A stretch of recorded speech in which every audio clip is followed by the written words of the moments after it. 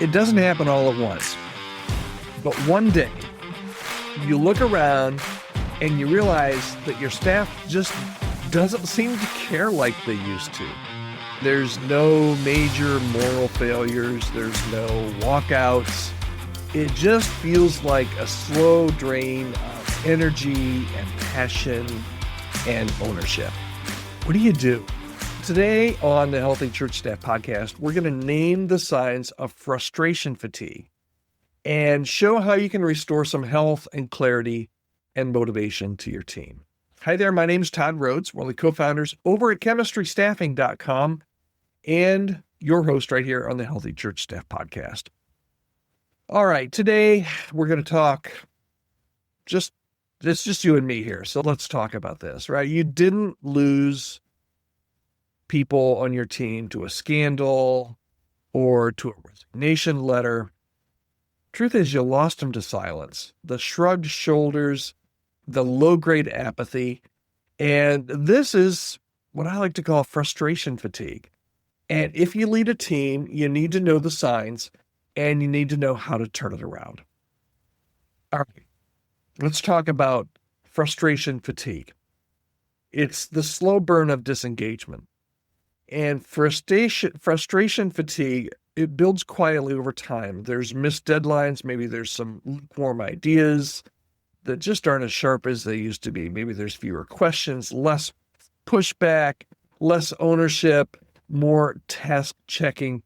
And you might just chalk it up to busyness, but under the surface, your team could be drained or discouraged or just starting to get disconnected. And they're still showing up. You're still in the office, they're still on your team, but their hearts just aren't in it like they used to be. So what fuels this? Constant change without clear communication is one of the prime factors in frustration fatigue. Maybe decisions are being made without staff input. Maybe there's a lack of clarity about priorities. All of these kind of things, repeatedly shelving good ideas. Maybe there's some toxic tolerance. Maybe you're letting unhealth kind of linger unchallenged. There's some conversation, some conflict that needs to be addressed, but it's just not being addressed. Most of these things are fixable, but you have to recognize them. If they just go unrecognized or they don't bother you, that's going to lead to frustration fatigue. And what you need to do if you're suffering from this is you need to find a way. You got to find a way to reignite your staff motivation and retake some ownership.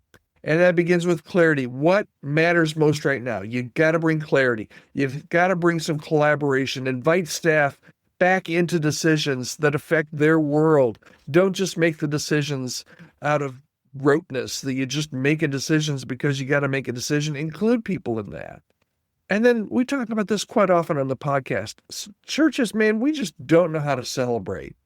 And if you've made some progress, if you've made some traction, if you've gotten an outcome that you've been striving for forever, stop. Stop for just a moment and take time to celebrate that progress. You need to protect your staff's voice when they speak up. Don't punish that vulnerability. Rather, celebrate the progress when it's made.